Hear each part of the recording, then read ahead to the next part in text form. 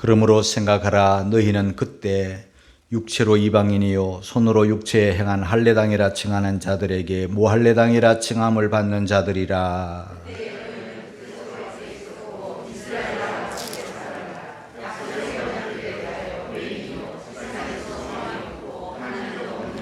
다 같이 이제는 전에 멀리 있던 너희가 그리스도 예수 안에서 그리스도의 피로 가까워졌느니라. 아멘. 오늘 제목은 그러므로 생각하라, 이런 제목입니다. 생각이란 무엇인가 하면 과거에 받았던 기억들, 기억들, 또 배웠던 것들, 경험했던 것들, 이런 것들을 다시 끄집어내어서 사고하는 겁니다. 그래서 생각은 깊이 할수록 좋고 많이 할수록 좋습니다. 철학자 데카르트라는 사람은 나는 생각한다, 고로 존재한다, 그렇게 말했습니다. 또 철학자 파스칼이라고 하는 사람은 인간은 생각하는 갈대, 그런 말도 남겼습니다. 갈대라는 것은 흔들리고 아주 약한 존재입니다. 그런데 사람이 비록 나약하고 흔들리고 약하다 할지라도 생각할 때, 생각하는 사람일 때 그 사람이 인간이고 사람인 겁니다. 욕 중에 아주 모욕적인 욕이 있습니다. 그게 뭐냐 하면 너는 생각이 없어. 이건 우리에게 큰 모욕입니다. 너는 생각 좀 하고 말해. 이것도 모욕입니다. 욕입니다. 저와 여러분들은 그런 모욕적인 말을 듣지 않도록 생각하고 또 생각하는 그런 성도들이 되어야 됩니다. 잊어버렸다가 또 생각지 않다가 무심코 생각나는 그런 일들도 있죠.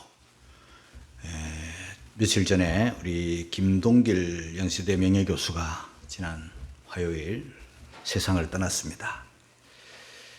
94살 나이로 세상을 떠나셨는데요. 그분의 소천 소식을 듣고 제가 또 생각이 났습니다. 오래전에 우리 인천 남구 기독교연합회에서 그분을 한번 초청해서 특강을 들은 예가 있는데요.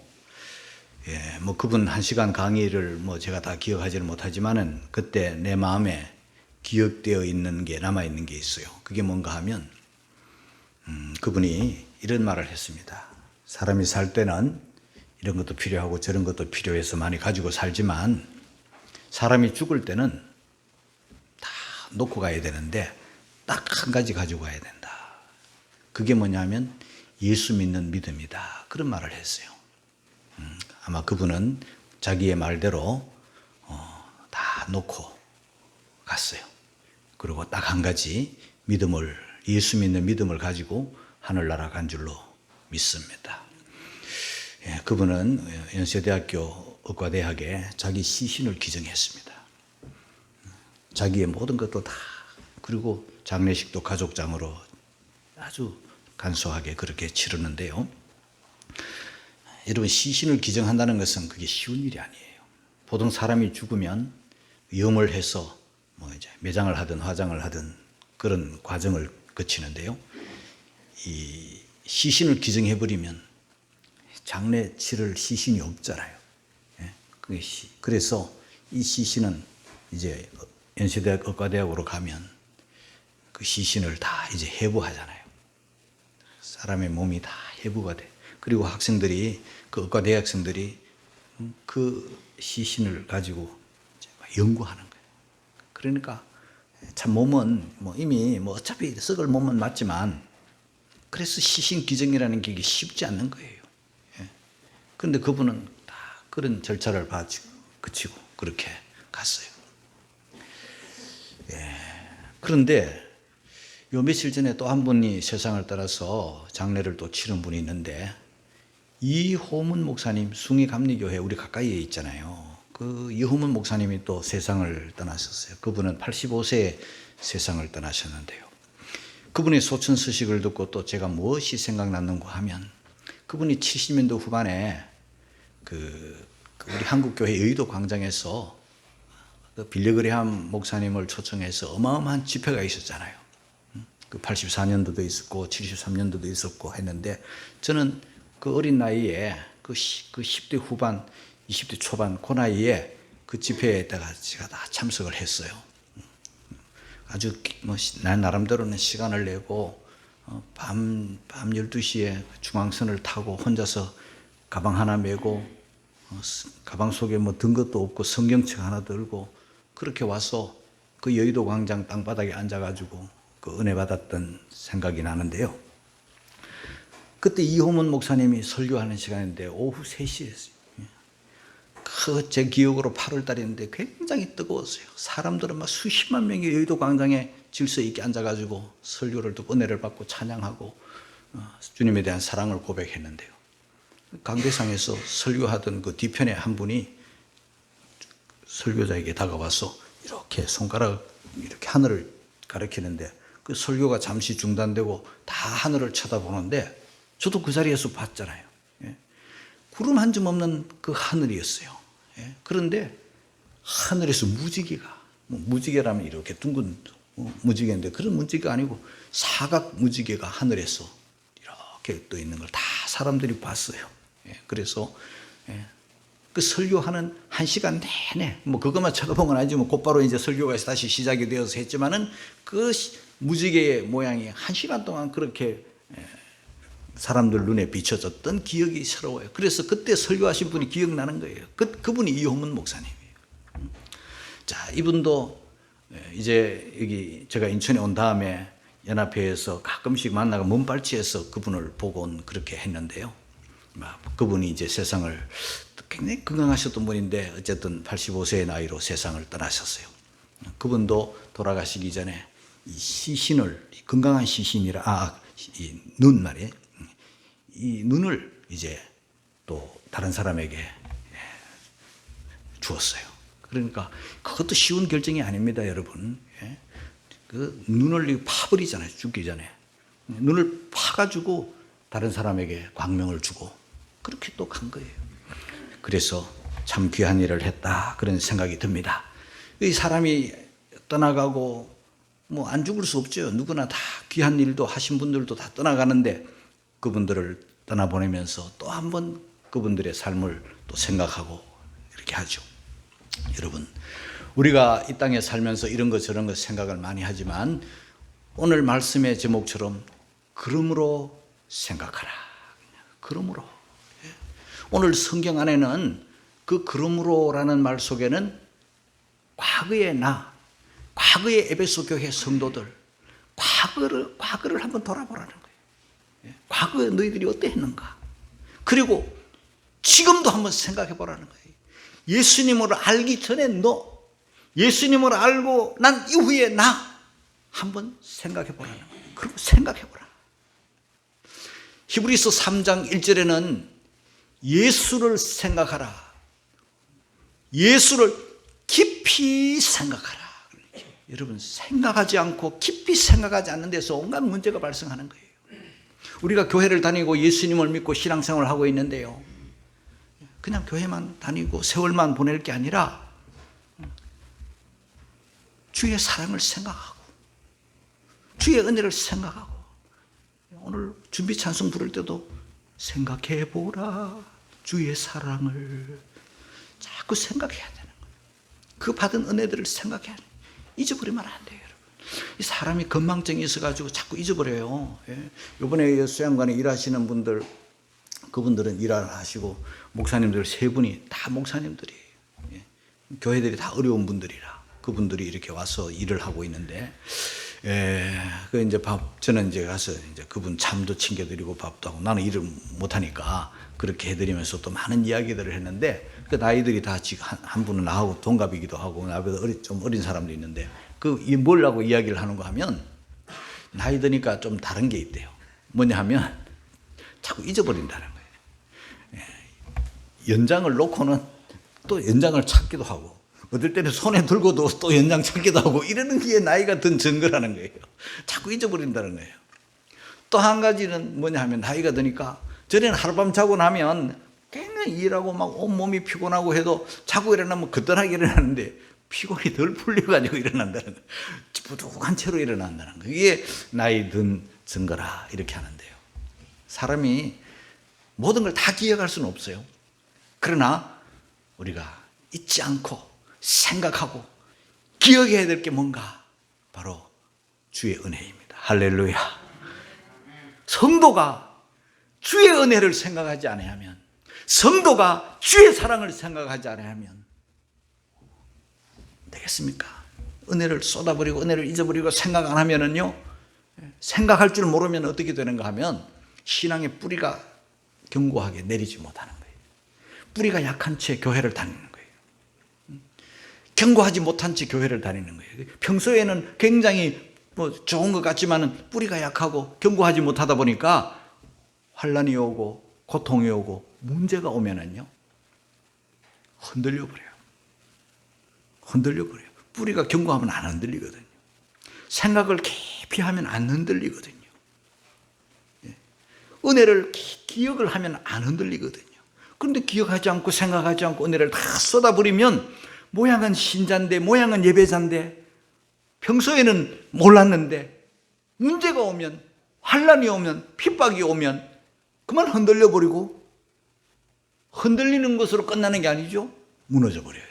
우리들 흔히 하는 말로 시험 들어버리는 거예요. 시험 들어버리고 더 심하면 배교까지 하는 거예요. 얼마나 무섭습니까? 여러분, 우리는 하나님을 알 때 대충 근성으로 조금 아는 것으로 끝나면 안 되고 예수를 깊이 생각해야 돼요. 오늘 로마서 1장 21절에 이런 말씀이 있어요. 우리 한번 읽고 가겠습니다. 다 같이 시작. 하나님을 알 때 하나님으로 영화롭게도 아니하며 감사치도 아니하고 오히려 생각이 허망하여지며 미련한 마음이 어두워져 생각지도 않고 하면요, 하나님을 알되 이 지식으로 머리로 대충 안다 이 말이거든요. 하나님 알아. 그러나 깊이 생각하지 못하고 예수님의 그 십자가의 은혜를 깊이 생각하지 못하면은요, 영화롭게 못하고 감사하지 못해. 그러다가 미련한 마음이 또 어두워졌어. 그러니까 비참한 존재가 되는 거예요.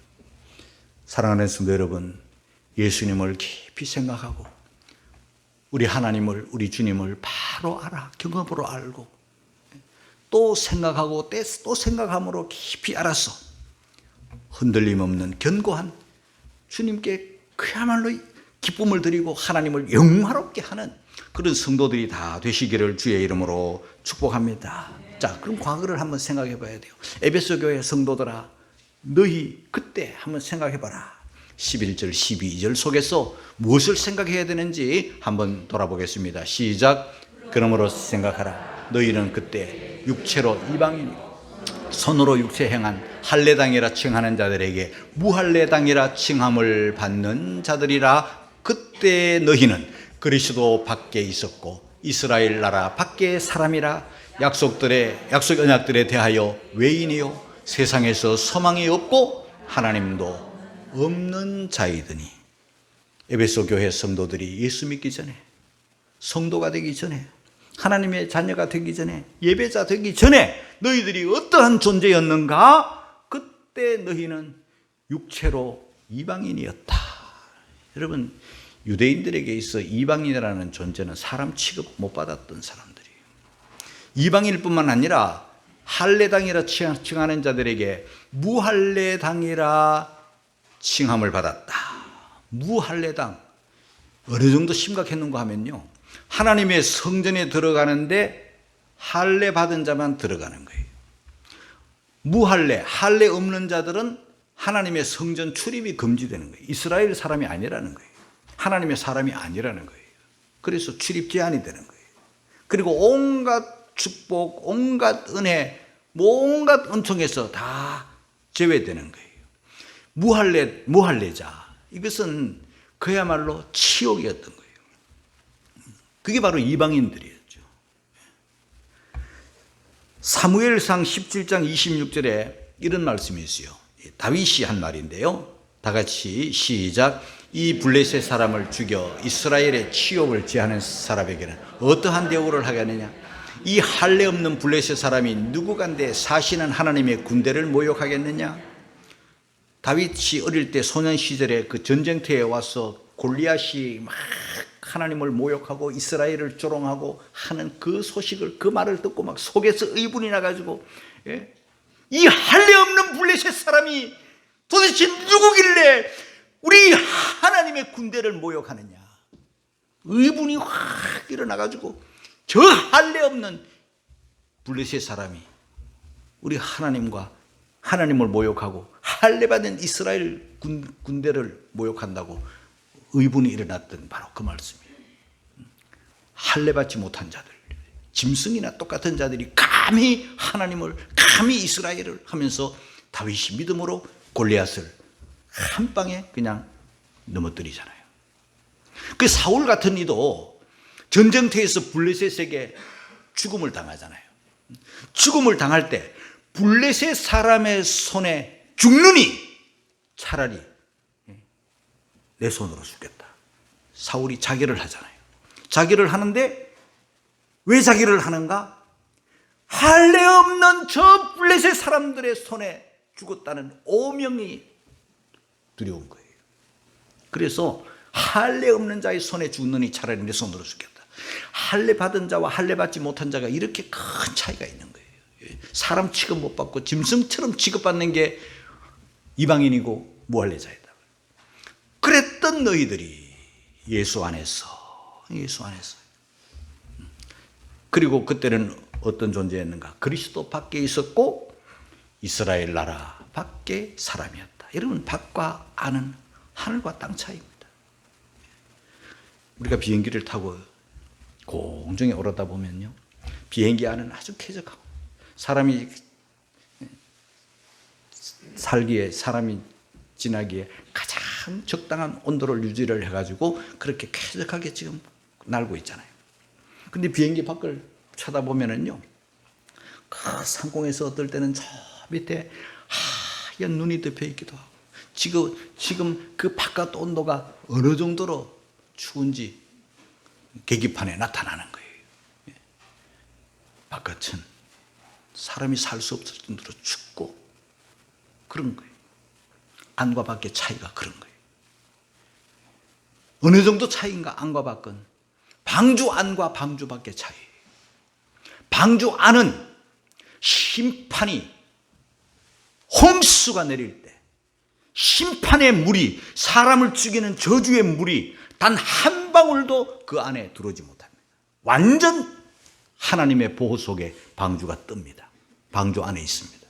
그러나 방주 안에는, 바깥에서는 조롱했던 자들, 바깥에서는 여유 있는 자들, 바깥에서는 가졌다고 잘났다고 어시되던 자들이 홍수 심판에, 그 심판의 물을 벌컥 마실 때, 그리고 그 심판의 물에 빠져서 죽어갈 때, 그리고 그 심판을 당하면서 방주의 문을 아무리 열어달라고 두들겼지만 열려지지 않을 때 그들은 비참이죠.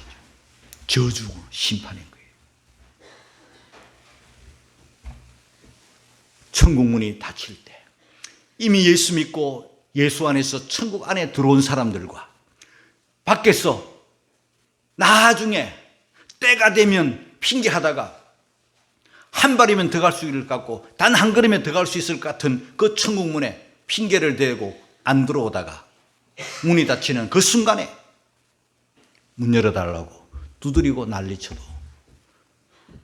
내가 너를 알지 못하노라 하면서 내쫓김 받을 때 얼마나 비참하고 얼마나 저주스러웠으면 슬피 울며 이를 가는 그런 결과를 낳는 거예요.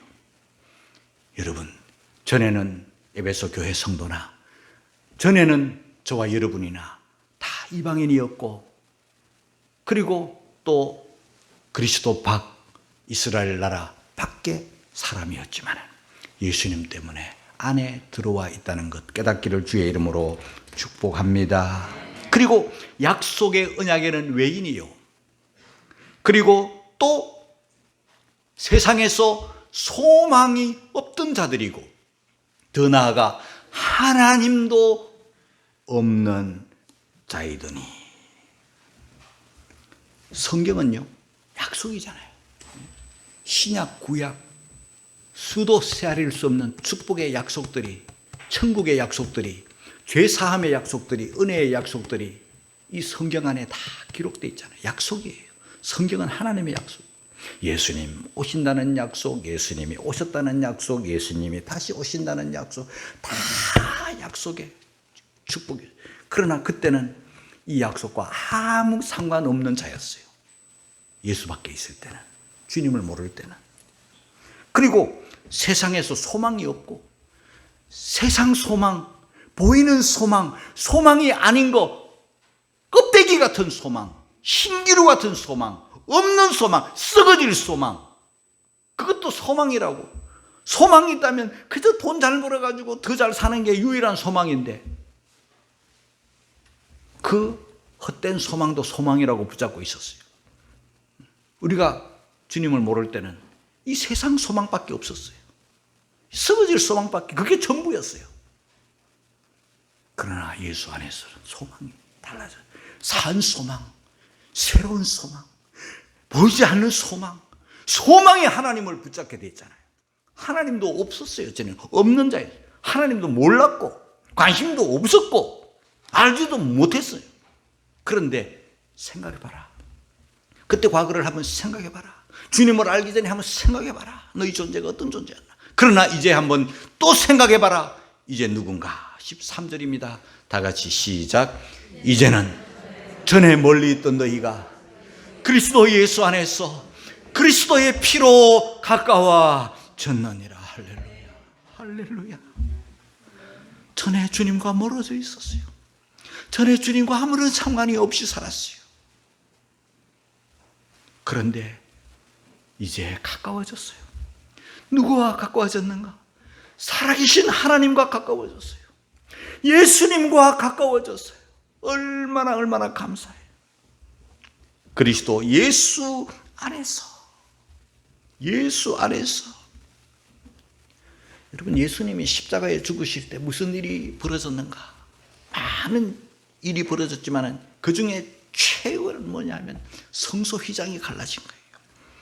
마태복음 27장 51절에 이런 말씀이 있습니다. 같이 읽습니다. 시작. 이에 성소 휘장이 위로부터 아래까지 찢어져 둘이 되고 땅이 진동하며 바위가 터지고. 예수님 십자가에 죽으시는 순간 뭐 땅도 흔들리고 바위도 터지고 뭐 그런 일은 그렇게 중요하지 않아요. 예?